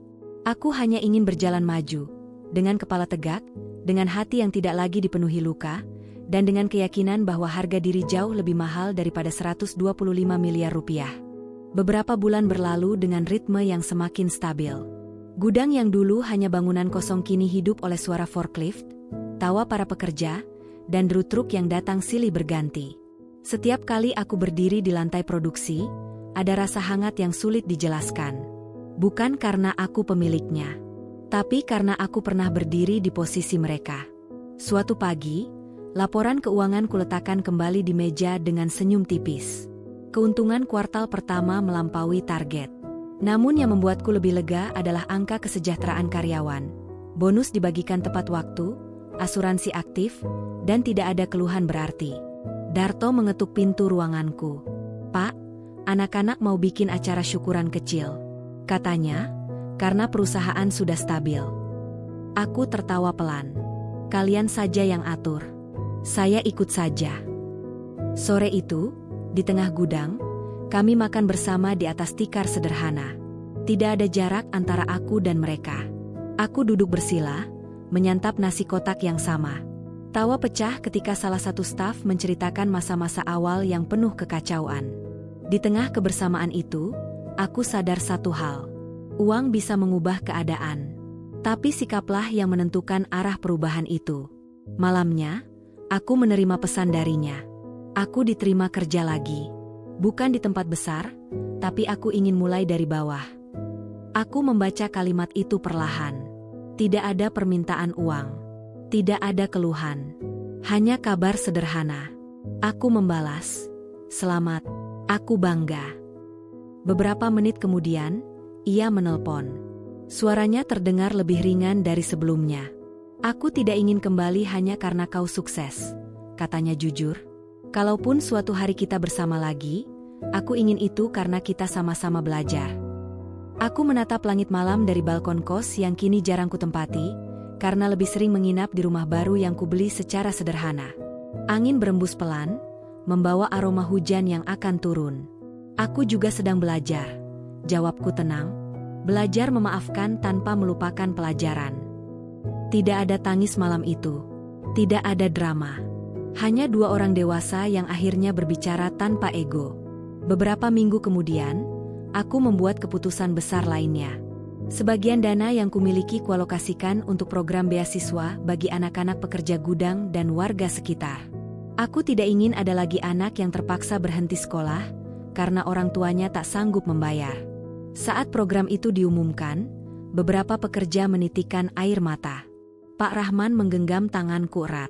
"Bapak bukan cuma bos," katanya parau. "Bapak penolong." Aku menggeleng pelan. "Saya hanya tidak ingin kalian merasakan apa yang dulu saya rasakan." Hari demi hari berlalu, dan namaku mulai dikenal bukan karena gugatan besar itu, melainkan karena cara aku menjalankan usaha. Beberapa media lokal mencoba mewawancaraiku, tapi aku memilih tetap rendah hati. Bagiku, sorotan bukan tujuan. Suatu sore, tanpa pemberitahuan, ia datang ke gudang. Bukan dengan pakaian mewah, melainkan kemeja sederhana dan wajah tanpa riasan berlebihan. "Aku cuma ingin lihat," katanya pelan. Aku mengajaknya berkeliling. Ia memperhatikan setiap sudut dengan mata yang berbeda. Bukan mata yang dulu memandang rendah, melainkan mata yang belajar memahami. "Dulu aku pikir sukses itu soal terlihat kaya," ucapnya lirih. "Sekarang aku lihat, sukses itu ketika orang-orang tersenyum karena kehadiranmu." Aku tidak menjawab, tapi dalam hati aku tahu ia akhirnya mengerti. Di depan gudang, sebelum ia pulang, kami berdiri berdampingan memandang matahari yang perlahan turun. "Apa kita masih punya kesempatan?" tanyanya hati-hati. Aku menatapnya lama. Luka itu nyata, tapi begitu juga perubahan yang kulihat. "Kita tidak bisa kembali ke masa lalu," jawabku pelan, "tapi kita bisa mulai dari awal. Perlahan." Air matanya jatuh, kali ini bukan karena kehilangan, melainkan karena harapan. Perjalananku dari pria yang diusir dengan hinaan, "Mati saja kau miskin," hingga berdiri di titik ini bukan sekadar tentang uang 125 miliar. Itu tentang ketahanan, tentang harga diri, tentang tidak menyerah ketika dunia meremehkan. Dan kini, ketika malam kembali turun dan lampu-lampu gudang menyala terang, aku tersenyum dalam diam. Aku tidak lagi mengejar pembuktian. Aku hanya menjalani hidup dengan kepala tegak. Karena pada akhirnya, kekayaan terbesar bukan pada angka di rekening, melainkan pada hati yang tidak lagi mudah dihancurkan.